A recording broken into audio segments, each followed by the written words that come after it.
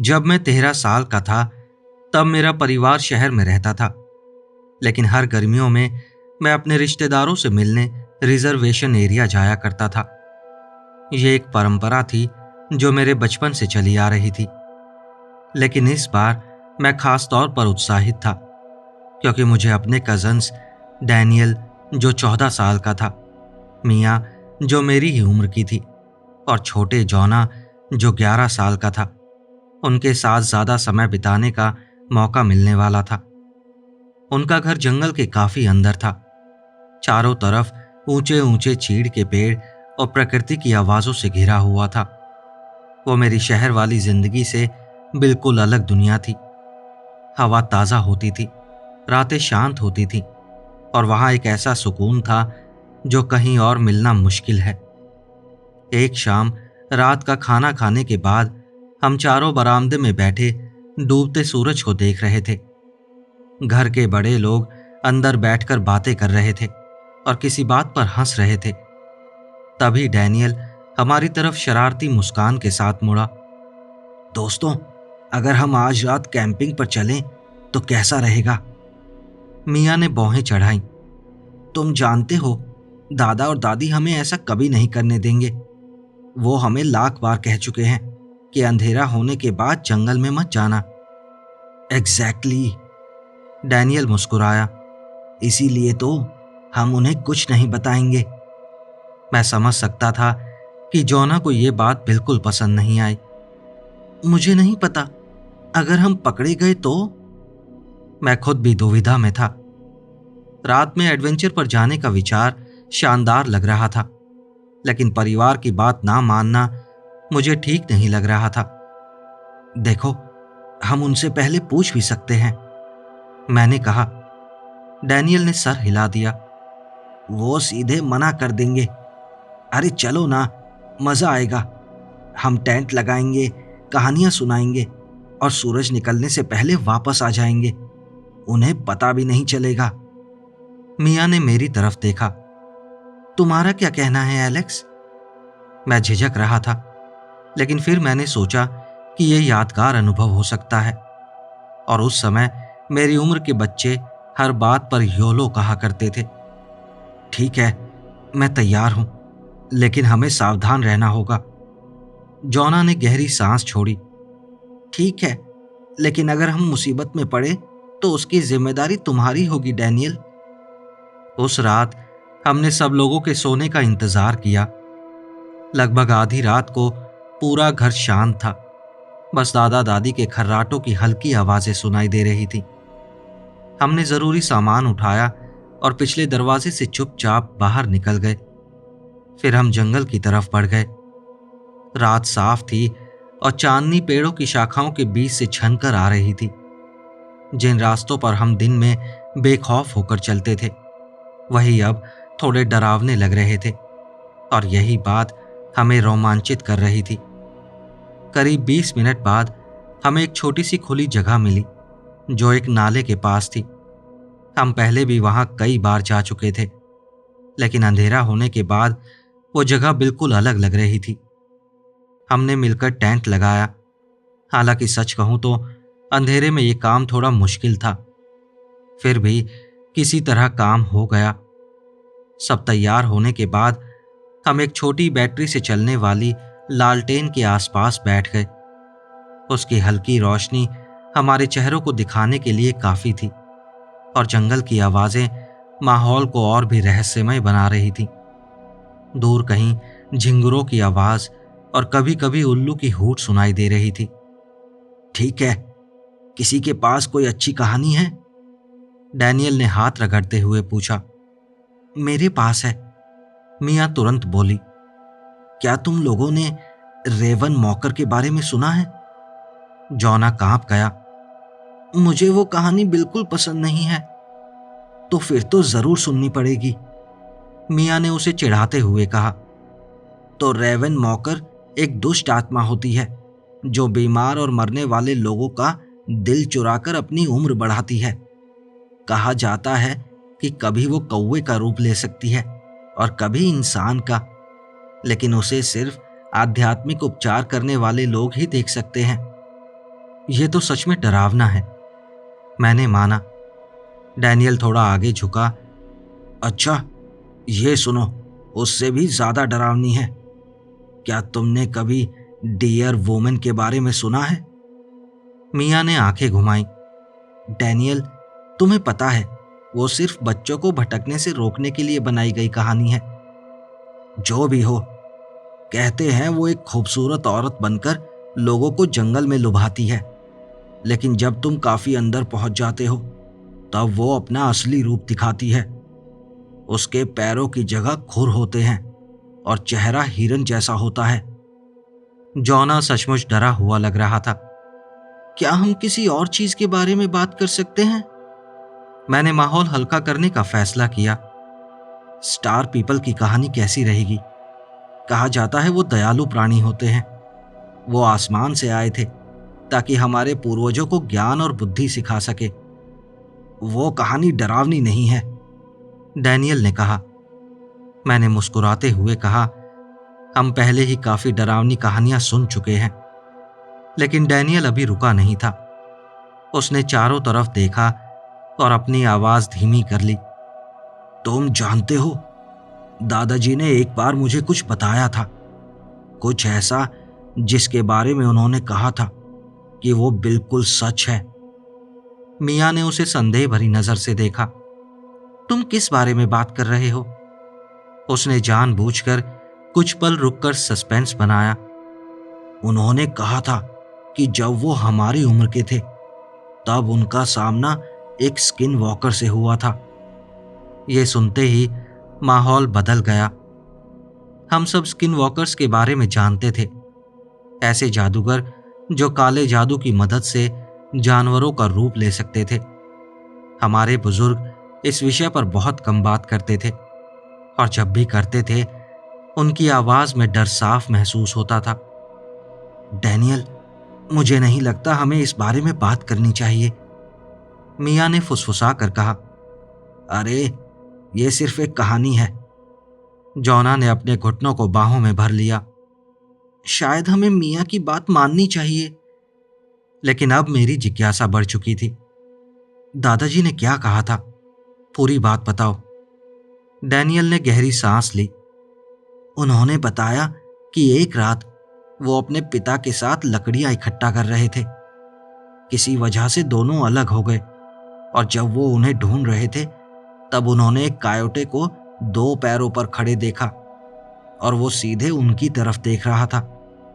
शुरू में दादाजी को लगा कि शायद उनकी आंखें धोखा दे रही हैं, लेकिन फिर वो उनकी तरफ चलने लगा। उसका शरीर अजीब तरह से मरोड़ खा रहा था। बस करो, मिया ने विनती की, लेकिन डैनियल ने उसकी बात अनसुनी कर दी। वो डर के मारे वहीं जम गए थे। उस कायोटे के चेहरे पर मानो किसी इंसान का चेहरा खींच कर चढ़ा दिया गया हो, और उसने उनका नाम ऐसी आवाज में लिया जो इंसानों जैसी नहीं थी। दादाजी जितनी तेज दौड़ सकते थे उतनी तेज घर की तरफ भागे, और जब उन्होंने अपने पिता को ये बात बताई तो उनकी सुरक्षा के लिए एक विशेष अनुष्ठान किया गया। हम सब चुप हो गए, यहां तक कि जंगल भी पहले से ज्यादा शांत लगने लगा, मानो वो भी उसकी कहानी सुन रहा हो। मेरे शरीर में सिहरन दौड़ गई। तुमने ये कहानी सुनाई ही क्यों? मिया ने नाराज होकर कहा।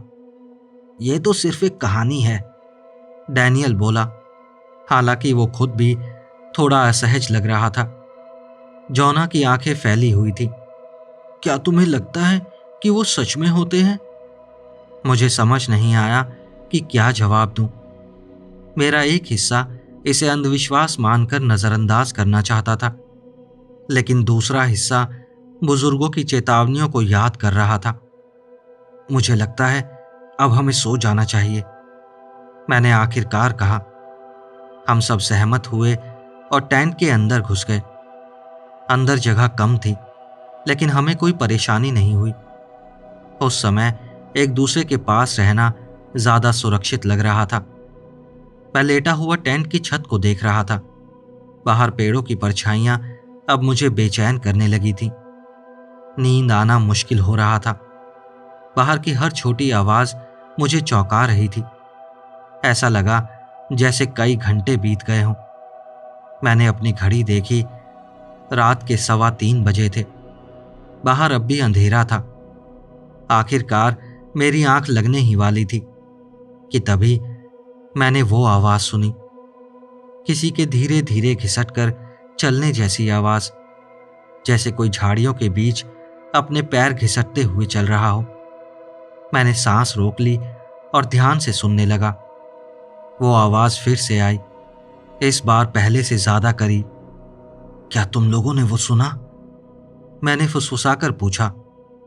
मियाँ करवट बदलकर मेरी तरफ देखने लगी। हाँ, क्या? श्श, डैनियल ने फुसफुसाकर कहा। ध्यान से सुनो। घिसटने की आवाज और तेज हो गई। उसके साथ किसी की भारी और थकी हुई सांसों जैसी हल्की गरगराहट भी सुनाई देने लगी। तभी जॉना एकदम उठकर बैठ गया। उसकी आंखों में डर साफ दिखाई दे रहा था। उसने बिना आवाज निकाले होठ हिलाए। वो क्या है? डैनियल ने कांपते हुए हाथों से अपनी टॉर्च उठाई। उसने इशारे से हमें चुप रहने को कहा। धीरे धीरे उसने टेंट की जिप का एक छोटा सा हिस्सा खोला, बस इतना कि बाहर झांक सके। हम सब उसके आसपास इकट्ठा हो गए। बिना कोई आवाज किए बाहर देखने की कोशिश करने लगे। टॉर्च की रोशनी अंधेरे को चीरती हुई पेड़ों तक पहुंची। शुरुआत में हमें कुछ नहीं दिखाई दिया, लेकिन फिर कुछ हिला। एक पेड़ के पीछे से ऐसी आकृति बाहर आई जैसी मैंने पहले कभी नहीं देखी थी। उसका शरीर एक कायोटे जैसा था, लेकिन बहुत विकृत था। उसके हाथ पैर अस्वाभाविक रूप से लंबे थे। कई जगहों पर उसका फर गायब था। त्वचा उसकी हड्डियों पर इतनी तनी हुई थी कि हर हड्डी साफ दिखाई दे रही थी। लेकिन उसका सर सबसे भयानक था। वो पूरे शरीर का सबसे डरावना हिस्सा था। ऐसा लग रहा था जैसे किसी इंसान का चेहरा नोचकर एक कायोटे की खोपड़ी पर चढ़ा दिया गया हो। उसकी धसी हुई आंखों में हल्की सी चमक थी। उसका मुंह खुला हुआ था, जैसे वो बिना आवाज के चीख रहा हो। वो जीव अजीब और छटके भरे अंदाज में चलता हुआ हमारे कैंप के चारों ओर घूम रहा था। उसकी घरघराती सांसें रात की खामोशी में गूंज रही थी। शुक्र था कि उसे शायद हमारे होने का पता नहीं चला था, लेकिन वो किसी चीज को ढूंढ रहा था। उसका सर बार बार एक तरफ से दूसरी तरफ झटके खा रहा था। मियाँ ने अपनी चीख रोकने के लिए मुंह पर हाथ रख लिया था। जॉना ने मेरा हाथ इतनी जोर से पकड़ लिया कि मुझे दर्द होने लगा। डैनियल ने धीरे से टेंट का फ्लैप नीचे किया और टॉर्च बंद कर दी। हम टेंट के पीछे की तरफ खिसक गए। हमारे दिल बेकाबू होकर धड़क रहे थे। अब हम क्या करें? मैंने फुसफुसाकर पूछा। चुप रहो, डैनियल ने जवाब दिया। शायद वो खुद ही चला जाएगा। हम सब एक दूसरे के पास सिमट कर बैठे रहे और सुनते रहे कि वो जीव अब भी हमारे चारों ओर घूम रहा था। ऐसा लगा जैसे बहुत लंबा समय बीत गया हो। उसकी घरघराती सांसें लगातार करीब आती जा रही थीं। अब वो टेंट के ठीक बाहर था। मेरी मदद करो, बाहर से एक भारी और खुरदुरी आवाज फुसफुसाई। डर की एक लहर मेरे पूरे शरीर में दौड़ गई। वो इंसानी आवाज की नकल कर रहा था, लेकिन उसकी बोली टूटी फूटी और अननेचुरल थी। प्लीज मेरी मदद करो। जॉना धीरे धीरे रोने लगा। मियाँ ने उसका हाथ पकड़ लिया। उसकी अपनी आंखें भी आंसुओं से भर चुकी थीं। डैनियल ने बिना आवाज निकाले अपने होठ हिलाए। जवाब मत देना। वो जीव टेंट के कपड़े से आकर सट गया, इतना करीब कि उसकी परछाई हमारे ऊपर मंडराती दिखाई दे रही थी। उसकी बदबू असहनीय थी। उसमें से सड़ी हुई चीजों की गंध आ रही थी और उसमें गंधक जैसी तीखी महक मिली हुई थी। तुम मेरी मदद क्यों नहीं कर रहे? उसने फुसफुसा कर कहा। उसकी आवाज सांस से थोड़ी ही ज्यादा थी। मैंने आंखें कसकर बंद कर ली और मन ही मन प्रार्थना करने लगा कि वो यहां से चला जाए। उसकी घरघराती सांसें बहुत देर तक सुनाई देती रहीं। फिर अचानक आवाजें कम होने लगी, घिसटते कदम दूर जाने लगे, घरघराहट भी दूर होती चली गई और आखिरकार जंगल फिर से रात के जीवों की सामान्य आवाजों से भर गया। फिर भी हम में से कोई नहीं हिला, किसी की कुछ कहने की हिम्मत भी नहीं हुई, यहां तक कि जोर से सांस लेने की भी नहीं। सुबह होने में अभी कई घंटे बाकी थे और बाहर जाने का ख्याल ही बहुत डरावना था। क्या तुम्हें लगता है वो चला गया है? मियां ने आखिरकार फुसफुसा कर पूछा। मुझे नहीं पता, डैनियल ने घबराते हुए कहा। हमें सूरज निकलने तक इंतजार करना चाहिए। हम टेंट की दीवार से पीठ टिकाकर बैठे रहे और नींद से लड़ते रहे। सोना नामुमकिन था। कभी कभी दूर से कोई आवाज आती और हम फिर से तनाव में आ जाते, लेकिन वो जीव वापस नहीं आया। जब सुबह की पहली किरणें पेड़ों के बीच से आने लगी तो हम सब ने एक राहत की सांस ली। अंधेरा हमारा दुश्मन बन गया था, लेकिन दिन की रोशनी अपने साथ सुरक्षा लेकर आई थी। चलो सामान समेटते हैं और यहां से निकलते हैं, मैंने कहा। हमने जल्दी जल्दी अपने स्लीपिंग बैग बैकपैक में ठूस दिए। किसी चीज को ठीक से मोड़ने तक की फुर्सत नहीं थी। टेंट से बाहर निकलकर हमने सावधानी से चारों तरफ देखा। सुबह की रोशनी में वो जगह बिल्कुल सामान्य लग रही थी, लेकिन रात का डर अब भी हमारे साथ था। क्या हमें टेंट भी समेट लेना चाहिए? जॉना ने पूछा। उसे यहीं छोड़ दो, डैनियल ने कहा। बाद में आकर ले जाएंगे। इसके बाद हम घर की तरफ चल पड़े। वापसी का रास्ता पहले से कहीं ज्यादा लंबा लग रहा था। जब हम जंगल से बाहर निकले और घर के पास पहुंचे तो हमने देखा कि हमारे दादा दादी और माता पिता बरामदे में हमारा इंतजार कर रहे थे।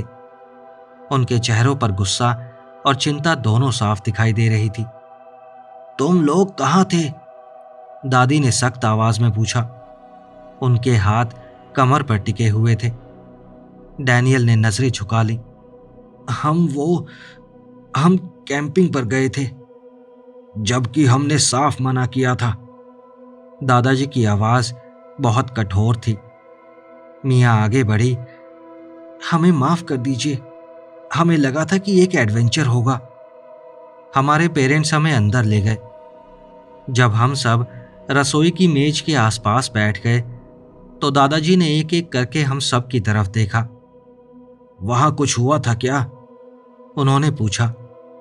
हमने एक दूसरे की तरफ देखा और आखिरकार मैंने बोलना शुरू किया। जी दादाजी, हमने कुछ ऐसा देखा जिसे हम ठीक से समझा नहीं सकते। दादी ने गहरी सांस ली। हमने तुम्हें यूं ही चेतावनी नहीं दी थी। तुमने क्या देखा? दादाजी ने पूछा। ऐसा लग रहा था जैसे उन्हें पहले से अंदाजा हो कि हम क्या बताने वाले हैं। डैनियल ने उस जीव का विस्तार से वर्णन करना शुरू किया। उसका विकृत शरीर, इंसान जैसा चेहरा, घरघराती सांसें और उसकी आवाज। आखिर में दादाजी ने धीरे से सर हिलाया। मुझे इसी बात का डर था। क्या वो स्किनवॉकर था? जॉना ने डरते डरते पूछा। दादाजी ने उसे ऐसी तेज नजर से देखा कि जॉना सहम गया। उसका नाम मत लो, लेकिन हां, मैं ये बात सिर्फ एक बार कहूंगा। वो वही है जिसे हमारे लोग ये नाललूशी कहते हैं। वो ऐसे जादूगर होते हैं जिन्होंने अंधकार का रास्ता चुना होता है और दूसरों को नुकसान पहुंचाने के लिए वो जानवरों का रूप धारण कर सकते हैं। आपने हमें पहले क्यों नहीं बताया? मियां ने कांपती आवाज में पूछा। क्योंकि उनके बारे में बात करना उनका ध्यान आकर्षित कर सकता है, दादी ने धीरे से कहा। हम तुम्हें डराना नहीं चाहते थे, लेकिन हमें उम्मीद थी कि तुम हमारी चेतावनी का सम्मान करोगे। उस दोपहर हमारे माता पिता ने शुद्धिकरण का एक अनुष्ठान किया। घर में सेज की धुआंधार सुगंध फैल गई, जबकि वो सुरक्षा की प्रार्थनाएं कर रहे थे। पूरा माहौल बहुत गंभीर था, लेकिन मुझे लगा जैसे मेरे कंधों से कोई भारी बोझ उतर गया हो। बाकी छुट्टियों के लिए हमें सजा मिल गई, और सच कहूं तो मुझे इससे कोई शिकायत नहीं थी। हम में से कोई भी दोबारा उस जंगल में नहीं जाना चाहता था, कम से कम बहुत लंबे समय तक तो नहीं। उस रात मैं खिड़की के बाहर देखता रहा।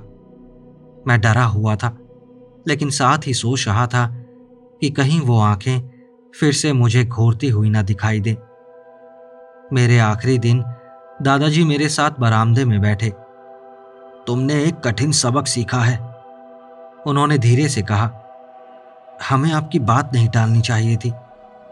मैंने माफी मांगी। उन्होंने मेरे कंधे पर हाथ रखा।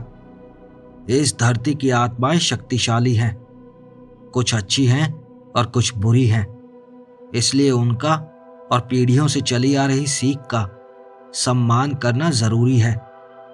क्या आपको लगता है वो फिर लौटेगा? उन्होंने दूर पेड़ों की कतार की तरफ देखा।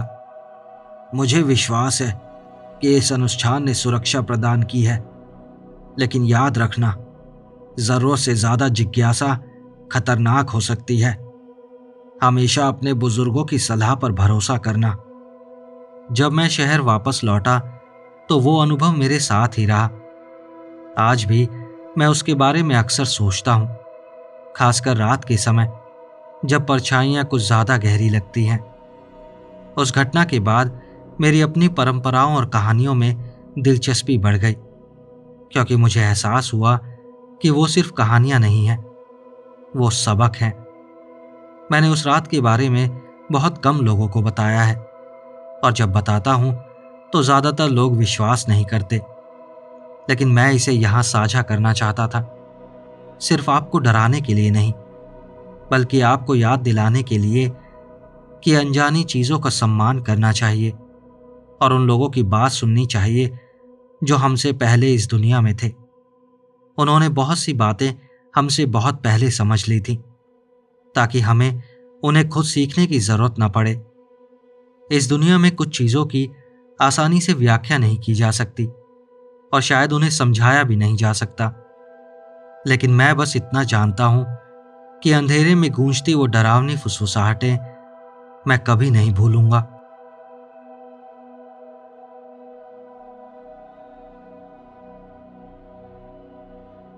ये घटनाएं बहुत साल पहले की हैं, सच कहूं तो 1 दशक से भी ज्यादा पुरानी।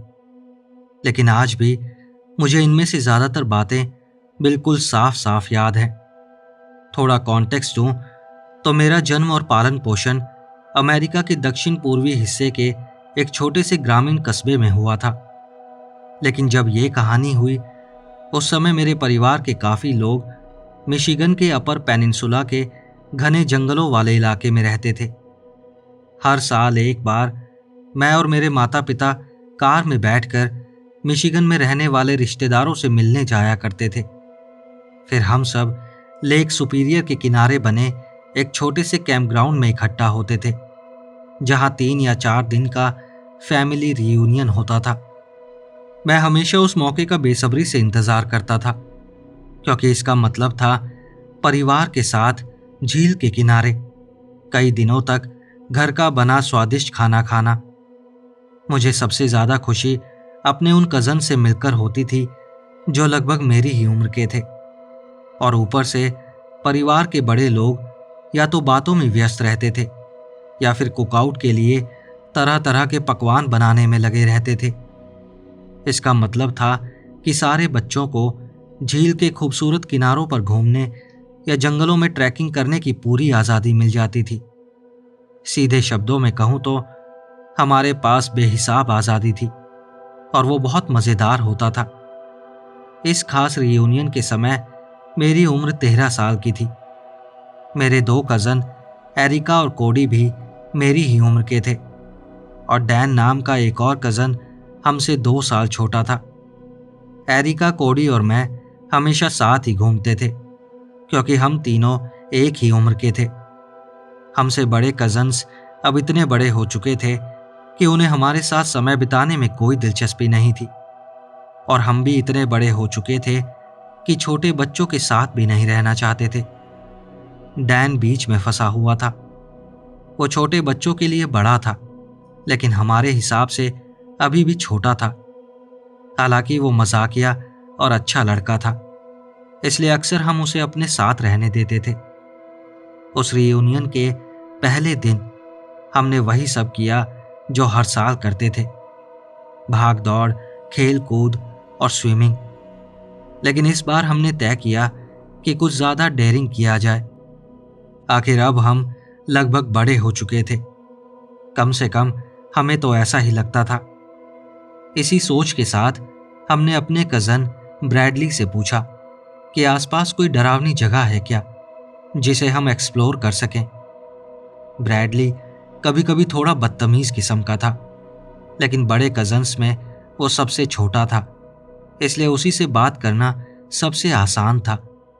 और फिर वो अपने हाई स्कूल में आरओटीसी का हिस्सा था और हमेशा जेब में पॉकेट नाइफ रखता था। हमारी नज़रों में तो वो किसी स्पेस मरीन से कम नहीं था। शुरुआत में ब्रैडली ने ऐसा व्यवहार किया जैसे उसे हमारी बात से चिढ़ हो रही हो, लेकिन आखिरकार वो मान गया और उसने हमें कैंपग्राउंड के एक किनारे पर स्थित एक डरावने छोड़े हुए फार्म के बारे में बताया। खेतों में अब भी गेहूं और मकई उगाई जाती थी, जबकि फार्म हाउस और इक्विपमेंट रखने वाला शेड पूरी तरह जर्जर और टूट फूट चुका था। उसने हमें एक डरावनी कहानी भी सुनाई कि वहां रहने वाला किसान पागल हो गया था और आसपास के बच्चों को उठाकर ले जाने लगा था, और शायद वो उन्हें खा भी जाता था। बेशक ये कहानी हमें डराने के लिए गढ़ी गई थी, लेकिन उस समय हमें यह पूरी तरह सच लग रही थी। तो दिमाग में नुकीले दांतों वाले पागल किसान की तस्वीर लिए हमने तय कर लिया कि यही जगह तलाशने के लिए सबसे सही रहेगी। खुद को निडर और बड़ा साबित करने के लिए हमने बाकी शाम इंतजार करते हुए बिताई, और जैसे ही हमारे माता पिता सो गए, हम चुपके से अपने अपने कैबिनों से निकले और एक पिकनिक एरिया में मिले। एरिका सबसे पहले पहुंची थी और कोडी से कुछ मिनट पहले मैं पहुंच गया था, लेकिन डैन काफी देर तक नहीं आया। जब हमें लगा कि वो डर कर पीछे हट गया है, तभी वो कैबिन की तरफ से बने रास्ते पर दौड़ता हुआ दिखाई दिया। उसका थोड़ा मजाक उड़ाने के बाद हमने तय किया कि अगर वापस आकर थोड़ी नींद भी लेनी है तो हमें अब चलना चाहिए। हम सब अपने साथ टॉर्च लेकर आए थे और एरिका अपना नया कैमरा भी लाई थी। उस समय उसे फोटोग्राफी का बहुत शौक चढ़ा हुआ था। वो कैंपग्राउंड बहुत बड़ा नहीं था, इसलिए पैदल चलते हुए हम लगभग आधे घंटे में उसके किनारे तक पहुंच गए। हमने कैंपग्राउंड की सीमा पर बनी टूटी फूटी लकड़ी की बाड़ को फांदा और दूर हमें पुराना फार्म हाउस दिखाई दिया। लेकिन एक छोटी सी समस्या थी। वो एक ऐसे मकई के खेत के दूसरी तरफ था जिसकी फसल हमारे सर जितनी ऊंची थी, लेकिन हम अपनी इस छोटी सी खोजबीन को रोकना नहीं चाहते थे। हम उस ऊंचे मकई के खेत के बीच से रास्ता बनाते हुए आगे बढ़ने लगे। मकई अभी कटाई के लिए पूरी तरह तैयार नहीं हुई थी, इसलिए पौधे अब भी हरे भरे थे, सूखे और डरावने नहीं। घने पौधों के बीच चलते हुए हवा ठंडी और हल्की नमी से भरी हुई लग रही थी। चलते चलते हम धीरे धीरे इस बारे में बात कर रहे थे कि अगर वो पागल किसान मिल गया तो हम क्या करेंगे। हम एक दूसरे को हल्के धक्के देकर डराने की कोशिश कर रहे थे, ये देखने के लिए कि सबसे ज्यादा घबराया हुआ कौन है, कौन जरा सी बात पर उछल पड़ता है। आखिरकार हम मकई के खेत के किनारे पहुंच गए। हमारे सामने एक खुला घास फूस से भरा आंगन था, जिसके बीच एक मंजिला फार्म हाउस और एक जर्जर इक्विपमेंट शेड खड़ा था। जंग खाए और सालों से छोड़े गए खेती के उपकरण पूरे आंगन में बिखरे पड़े थे, जिनके चारों ओर ऊंची घास और खरपतवार उगाई थी। हे बेलर, बॉक्स स्क्रैपर, सीडर, जो सोच सकते थे लगभग सब कुछ वहां पड़ा था। उस जगह में निश्चित रूप से वही डरावना माहौल था जिसकी हमें तलाश थी, शायद हमारी उम्मीद से भी थोड़ा ज्यादा। हम कुछ पल चुपचाप खड़े रहे। फिर डैन और कोडी दोनों ने कहा कि अब वापस चलना चाहिए, क्योंकि जो देखने आए थे वो हम देख चुके थे। लेकिन एरिका हम सबसे ज्यादा बहादुर थी। उसने कहा कि वो पुराने शेड और फार्म हाउस की कुछ तस्वीरें लेना चाहती है। उसने कहा, इतना बड़ा चांद आसमान में है कि शायद इन तस्वीरों में कुछ दिखाई भी दे जाए। अगर सच बताऊं तो मैं भी थोड़ा घबराने लगा था, लेकिन मैं डरपोक नहीं दिखना चाहता था। और जब हम इतनी दूर आ ही गए थे तो मैंने सोचा कि थोड़ा और देख लेना चाहिए। सबसे पहले हम उपकरणों वाले शेड की तरफ गए। हमारी टॉर्च की रोशनी से एक बानाउल अचानक चौंक गया, और जब उसने जोर से चीख जैसी आवाज निकाली तो हम डर के मारे लगभग उछल पड़े। हमने कुछ मिनट तक शेड के अंदर इधर उधर देखा। हमारी टॉर्चों की रोशनी जंग लगी मशीनों के ब्लेडों पर पड़ रही थी, जिससे चारों ओर भयानक परछाइयां बन रही थी। फिर हम उस जर्जर मकान की ओर बढ़ने लगे, लेकिन चलते हुए हमें बार बार सरसराहट की आवाज सुनाई देने लगी, जैसे कोई मकई के खेत के अंदर चल रहा हो। हर बार जब हम रुककर सुनने की कोशिश करते, आवाज बंद हो जाती, मानो वो चीज हमारा पीछा कर रही हो। लेकिन एरिका इतनी आसानी से पीछे हटने वाली नहीं थी, और आखिरकार हम उस मकान तक पहुंच गए। बरामदा पूरी तरह सड़ चुका था और ऐसा लग रहा था जैसे किसी भी समय ढह जाएगा। दरवाजे पर मोटे प्लास्टिक लेमिनेशन में बंद एक चमकीले नारंगी रंग का कागज चिपका हुआ था। उस पर नोटिस ऑफ एविक्शन लिखा था, और उसकी तारीख लगभग 1 साल पुरानी थी। दरवाजा मजबूत था और बंद था। हम खिड़की तोड़कर अंदर नहीं घुसना चाहते थे, इसलिए हम मकान के चारों तरफ घूमकर अंदर जाने का कोई दूसरा रास्ता ढूंढने लगे। अब तक मकई के खेत से आ रही चलने की आवाजें बंद हो चुकी थी, इसलिए हमने थोड़ा राहत की सांस ली। हमें लगा शायद कोई रैकून या ऐसा ही कोई और जानवर होगा। जब हम मकान के पीछे वाले हिस्से में पहुंचे तो हमने देखा कि स्टॉर्म सेलर के दरवाजे पूरी तरह खुले हुए थे। हमें लगा कि शायद यही अंदर जाने का रास्ता होगा, लेकिन जैसे ही हम उस खुले हुए प्रवेश द्वार तक पहुंचे, हमारे सामने जो दृश्य था वो बिल्कुल भी स्वागत करने वाला नहीं था। सेलर का कंक्रीट का फर्श जानवरों की हड्डियों और फटी हुई खालों से भरा पड़ा था। हिरण, मवेशी, रैकून, कुत्ते, पक्षी, सब के सब या तो पूरी तरह कंकाल बन चुके थे या लगभग कंकाल में बदल चुके थे। इसी तरह सेलर के मोटे लकड़ी के दरवाजों पर भी गहरी खरोंचे और पंजों के निशान बने हुए थे, जैसे कोई पैनी चीज बार बार उन पर रगड़ी गई हो। सेलर के प्रवेश द्वार के आसपास की घास घिस चुकी थी और मिट्टी भी लगातार आने जाने की वजह से दबकर सख्त हो गई थी। जिस किसी ने भी टैक्सीडर्मी या फॉरेंसिक्स में काम किया हो, वो आपको बताएगा कि पुरानी हड्डियों की एक बहुत अलग तरह की गंध होती है। वो ना तो बिल्कुल मौत की गंध होती है और ना ही सड़न की, वो कुछ और ही होती है। और उस सेलर में वही गंध इतनी तीव्र थी कि सहन करना मुश्किल था।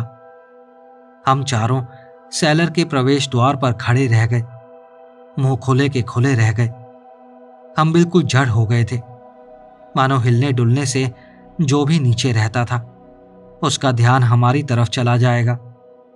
बिना कुछ कहे डैन और कोडी पीछे हटने लगे, जबकि मैं और एरिका अपनी टॉर्च की रोशनी नीचे सेलर में डालकर ये देखने की कोशिश कर रहे थे कि कहीं वहां कोई जिंदा चीज तो नहीं है। लेकिन हमें कुछ नहीं दिखा। हमें सिर्फ हड्डियों के ढेर, पंजों के निशान और दरवाजे दिखे। इतना दृश्य ही एरिका को यह समझाने के लिए काफी था कि उन तस्वीरों की उसे इतनी भी जरूरत नहीं थी। हमने तुरंत फैसला किया कि अब उसी रास्ते वापस लौटना चाहिए जिससे आए थे। हम ये भी चर्चा कर रहे थे कि पुलिस को बुलाना चाहिए या नहीं, लेकिन हमारी धीमी बहस के बीच अचानक कुछ ऐसा हुआ जिसने हमें रोक दिया। आंगन के दूसरी तरफ पड़े एक जंग लगे हे बेलर की दिशा से कोई भारी सी आवाज आई और उसके तुरंत बाद धातु पर किसी नुकीली चीज के रगड़ने की आवाज सुनाई दी। हम सब ने एक दूसरे की तरफ देखा। बिना कुछ बोले हमारी नजरें बस यही पूछ रही थी, क्या तुमने भी ये सुना? हम सब ने अपनी टॉर्च उस दिशा में घुमा दी और उसी पल हम सब ने उसे देखा। उस जंग लगे हरे रंग के बेलर के ऊपर एक विशाल कुत्ते नुमा जानवर बैठा था। वो किसी भी कायोटे से कहीं ज्यादा बड़ा था। उसका फर बहुत गहरा और काला था, लेकिन उसका आकार किसी भेड़िए जैसा भी नहीं लग रहा था। सच कहूं तो उसकी चमकती हुई पीली हरी आंखों के अलावा किसी और चीज पर ध्यान देना मुश्किल था और उसके जबड़ों में दबा हुआ एक हिरन का शव था। उसने कोई आवाज नहीं निकाली, ना गुर्राया, ना दांत दिखाए, लेकिन उसकी नजरें जो संदेश दे रही थी वो हम सब समझ गए थे। एक ऐसी नजर जिसका मतलब साफ था, यहां से चले जाओ। और हम सचमुच वहां से भाग निकले। हम चारों चीखते हुए मकई के खेत की तरफ भागे, पूरी ताकत लगाकर कैबिन की सुरक्षा की तरफ पहुंचने की कोशिश करने लगे। लेकिन खेत में घुसते समय मैंने एक बार पीछे मुड़कर देखा, ये सुनिश्चित करने के लिए कि वो जानवर हमारा पीछा तो नहीं कर रहा। वो हमारा पीछा नहीं कर रहा था, लेकिन जो मैंने उसके बाद देखा वो भी उतना ही डरावना था। वो जानवर खड़ा हो गया था।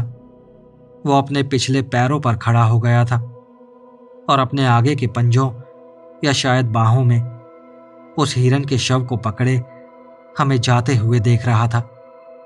मैंने सिर्फ 1 सेकंड के लिए देखा था, लेकिन मुझे पूरा यकीन है कि मैंने क्या देखा था। उसके बाद की यादें धुंधली हैं। मैं अपने कैबिन तक पहुंचा और तुरंत अंदर घुसकर दरवाजा बंद कर लिया। मुझे याद है जब मैं दरवाजा बंद करने की कोशिश कर रहा था तब डैन और कोडी भागते हुए मेरे सामने से गुजरे और कुछ ही सेकंड बाद एरिका भी। अचानक हमें बिल्कुल भी बड़ा या बहादुर महसूस नहीं हो रहा था। मैं अपने बिस्तर तक भागा और चादर के नीचे छिप गया और आखिरकार मुझे नींद आ गई। अगली सुबह मुझे खुद यकीन नहीं था कि पिछली रात जो कुछ हुआ था वो सच था या सिर्फ एक बुरा सपना था। लेकिन जब नाश्ते के समय हम सब मिले तो हम सब इसी बात पर सहमत थे कि जो हमने देखा था वो रियल था। जब मैंने बताया कि मैंने पीछे मुड़कर देखा था और उस राक्षस को 2 पैरों पर खड़ा होते देखा था, तो डैन और एरिका ने कहा कि शायद ब्रैडली हमारे साथ मजाक कर रहा था और वो किसी जानवर का भेष बदलकर वहां आ गया था, क्योंकि भेड़िए स्पष्ट रूप से इस तरह 2 पैरों पर खड़े नहीं होते। लेकिन तभी कोडी ने बताया कि जब वो कैबिन में वापस पहुंचा था तब ब्रैडली सोफे पर गहरी नींद में सो रहा था और ऐसा कोई तरीका नहीं था कि वो हमसे पहले वहां पहुंच जाता और हमें रास्ते में दिखाई भी ना देता। और फिर इतनी असली लगने वाली पोशाक उसे मिलती भी कहां से? हालांकि ब्रैडली काफी लंबा चौड़ा लड़का था, 15 साल का था और 6 फीट से भी ज्यादा लंबा था, लेकिन फिर भी वो उस चीज जितना बड़ा नहीं हो सकता था। मुझे नहीं पता आप में से किसी ने कभी खेतों के उपकरणों के साथ काम किया है या नहीं, लेकिन एक फुल साइज राउंड बेलर बहुत बड़ी मशीन होती है और वो चीज उस बेलर की आधी ऊंचाई से भी ज्यादा ऊंची थी। वो कम से कम 7 फीट लंबा तो रहा होगा। जैसा कि ऐसी कहानियों में अक्सर कहा जाता है, मुझे नहीं पता मैंने आखिर क्या देखा था, लेकिन आज भी जब भी कभी मेरी बात एरिका से होती है उस रात का जिक्र लगभग हमेशा ही निकल आता है। वो कहती है कि उसे सबसे ज्यादा अफसोस इस बात का है कि उसने हड्डियों से भरे उस बेसमेंट की तस्वीर नहीं ली, या फिर उस जीव की जो गर्मियों के चमकदार चांद की रोशनी के सामने एक काली परछाई की तरह खड़ा था। लेकिन मैं हमेशा उससे कहता हूं कि वहां से भाग जाना ही उसका सबसे सही फैसला था। हम चारों ने अपने परिवार के बाकी लोगों को उस रात के बारे में कभी नहीं बताया। उसके बाद उस फार्म हाउस और आसपास की इमारतों को गिरा दिया गया था। उस इलाके में रहने वाले मेरे परिवार के ज्यादातर लोग या तो अब इस दुनिया में नहीं है या कहीं और जा चुके हैं, इसलिए अब वो सालाना फैमिली रियूनियन भी नहीं होते। लेकिन उस रात जो मैंने देखा था उसे मैं कभी नहीं भूलूंगा, और अगर कभी मैं वहां वापस गया तो इस बार खाली हाथ नहीं जाऊंगा। आखिर कौन जानता है कि वो चीज अब भी वहां मौजूद हो। अगर आप कभी अपर पेनिनसुला के जंगलों और खेतों में घूमने जाएं तो सावधान रहिए, क्योंकि वहां कहीं कुछ ऐसा है जिसके पास बड़े बड़े पंजे हैं, नुकीले दांत हैं और बहुत घना फर है। वो 2 पैरों पर चलता है, और जब आपका सामना उससे हो तो हो सकता है वो भूखा हो, और हो सकता है वो आपको भी अपने उस सेलर तक ले जाए।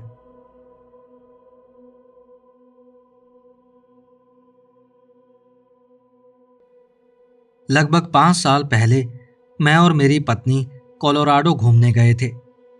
मुझे नहीं पता वो ये कैसे कर लेती है, लेकिन उसने हमारे लिए कैंपिंग की एक शानदार जगह ढूंढ निकाली। जब भी मैं हमारे घूमने के लिए कोई जगह ढूंढने की कोशिश करता हूं तो बुरी तरह असफल हो जाता हूं। यही उन कई वजहों में से एक है जिनकी वजह से मैं उससे इतना प्यार करता हूं। उसके पास हमेशा एक योजना होती है और वो मुझे सही रास्ते पर बनाए रखती है, जो अच्छी बात है, क्योंकि मैं खुद जितना कंफ्यूज इंसान हूं उतना किसी और को नहीं जानता। असल में उस इलाके में हमें जहां चाहे वहां कैंप लगाने की आज़ादी थी। मैंने अपना ट्रक एक बिल्कुल सही जगह पर ले जाकर खड़ा किया। फिर हमने अपना टेंट लगाया, ग्रिल तैयार की, संगीत का इंतज़ाम किया और वो सब कुछ किया जो इस ट्रिप को यादगार बना सकता था। हमने वहां 5 रातें रुकने की योजना बनाई थी, लेकिन दुर्भाग्य से हम सिर्फ 3 रातें ही रुक पाए। मुझे यकीन है कि अगर आपने भी उस तीसरी रात वही देखा होता जो हमने देखा था तो आप भी वहां से भाग जाते। पहले कुछ दिन बहुत अच्छे बीते। अमेरिका की कई दूसरी कैंपिंग जगहों के मुकाबले देश का यह हिस्सा काफी अलग था। शायद ऐसा इसलिए लगता हो क्योंकि मैं ईस्ट कोस्ट में बड़ा हुआ हूं। लेकिन जब मैं कैंपिंग के बारे में सोचता हूं तो मेरे दिमाग में पेड़, झीलें और 80 के दशक की स्लैशर हॉरर फिल्में आती हैं। लेकिन यह इलाका पहाड़ों, रेत और ऐसी वनस्पतियों से भरा हुआ था जो मेरे लिए बिल्कुल नई थी। मुझे वो जगह पहली नज़र में ही पसंद आ गई और मैंने तय किया कि वहां बिताए हर दिन का पूरा आनंद लूंगा। लेकिन शायद इस पूरी यात्रा की सबसे अच्छी बात यह थी कि वहां कोई और मौजूद नहीं था। 3 दिनों में हमने एक भी इंसान नहीं देखा था। कुछ लोगों को यह डरावना लग सकता है, लेकिन हमारे लिए बिल्कुल परफेक्ट था। लेकिन फिर वो मनहूस तीसरी रात आ गई। दिन पहले की तरह शानदार रहा। हम पहाड़ों के रास्तों पर लंबी हाइकिंग करके आए थे। इस बार हम पहले से थोड़ा ज्यादा थक गए थे, इसलिए उस रात हमने आराम किया और जल्दी टेंट में चले गए। मुझे याद है आखिरी बार जब मैंने घड़ी देखी थी तो करीब रात के 9 बजे थे। घड़ी देखने के थोड़ी देर बाद मैं सो गया और मेरी पत्नी भी। कुछ घंटों बाद मेरी पत्नी मुझे हिलाकर जगा रही थी। मैं घबरा गया और पूछा कि क्या हुआ। उसने अपनी उंगली होठों पर रखी, चुप रहने का इशारा किया और टेंट के बाहर की ओर इशारा किया। मैं चुप हो गया, लेकिन मुझे समझ नहीं आ रहा था कि मुझे क्या सुनना चाहिए। फिर उसने बिना आवाज निकाले होठ हिलाकर मुझसे कहा, मुझे लगता है बाहर कोई जानवर है। अब मुझे हंसी आती है क्योंकि उस समय मुझे लगा था कि किसी जानवर से डरना कितना प्यारा लग रहा था। बाद में सोचने पर एहसास हुआ कि मेरी ये सोच बहुत मूर्खतापूर्ण थी, क्योंकि उस इलाके में ऐसे कई जानवर थे जो चाहे तो हमें पल भर में टुकड़े टुकड़े कर सकते थे। मैंने ध्यान से सुनना शुरू किया, क्योंकि शुरुआत में मुझे कुछ सुनाई ही नहीं दिया। लेकिन फिर मैंने गुर्राने की आवाज सुनी। वो मेरी जिंदगी की सबसे अजीब गुर्राहट थी। ऐसा नहीं है कि मैं जानवरों का कोई एक्सपर्ट हूं, लेकिन वो आवाज बहुत अजीब थी। उसमें भालू की गुर्राहट जैसी गहराई और ताकत नहीं थी, बल्कि ऐसा लग रहा था जैसे कोई गुर्राने की कोशिश कर रहा हो, लेकिन ठीक से न कर पा रहा हो। मुझे लगा शायद बाहर कोई घायल या मरता हुआ जानवर होगा। फिर मुझे एक आर्टिकल याद आया जिसमें किसी रेबीज से संक्रमित कायोटा के बारे में लिखा हुआ था। वो पागल हो गया था और उसने कई लोगों पर हमला कर दिया था। टेंट के बाहर चलने वाली चीज के कदम हल्के लग रहे थे, तो जो भी था आकार में शायद कायोटे जितना छोटा था। मैं कोई जोखिम नहीं लेना चाहता था। जब मुझे लगा कि वो चीज टेंट से थोड़ी दूर चली गई है, तो मैंने धीरे से जिप खोली और पत्नी से कहा कि तुरंत ट्रक में बैठ जाओ। जब जिप पूरी खुल गई तो हमें बाहर कुछ नहीं दिखाई दिया, इसलिए हम दोनों जल्दी से ट्रक की तरफ दौड़े। मैंने दरवाजे खोले और हम दोनों अंदर कूद गए। अंदर बैठने के बाद हम काली खिड़कियों से बाहर झांकने लगे और ये देखने की कोशिश करने लगे कि वो आवाज किस चीज की थी।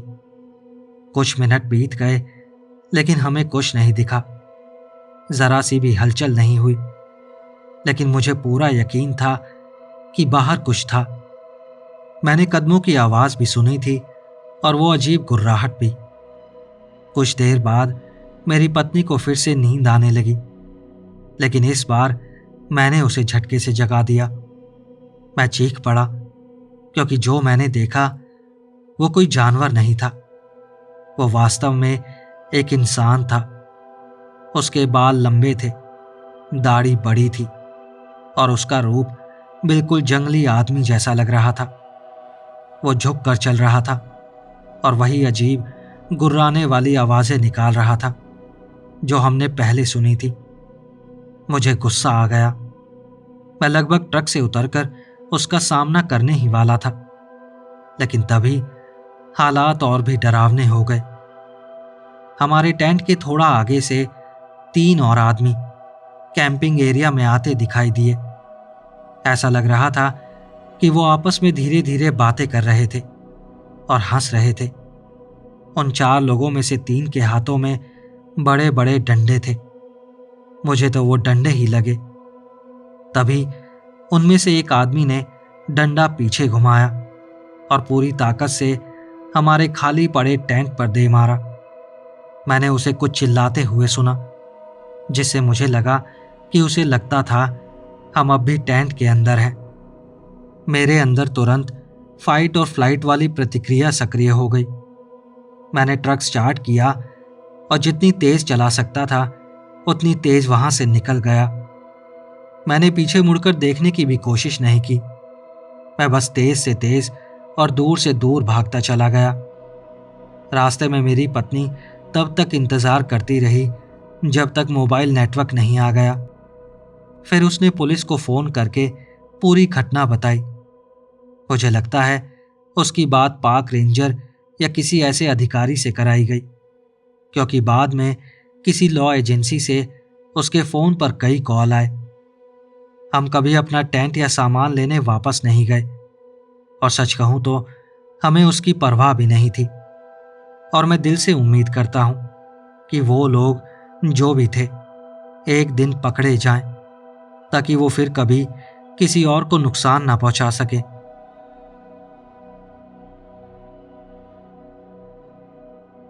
दोस्तों, अगर आपको ये कहानियां पसंद आई हों तो इस वीडियो को लाइक, हाइप और शेयर करना मत भूलना। कमेंट्स में अपने फीडबैक और सजेशंस भी ज़रूर देना। और अगर अभी तक चैनल सब्सक्राइब नहीं किया है तो ऐसी कहानियां आपसे मिस ना हो, उससे पहले ही चैनल सब्सक्राइब कर लीजिए। अगर आप मुझे थोड़ा और सपोर्ट करना चाहते हैं तो आप इस चैनल की मेंबरशिप भी ले सकते हैं। तो चलिए मिलते हैं अगली वीडियो में ऐसी ही और कहानियों के साथ। नमस्कार।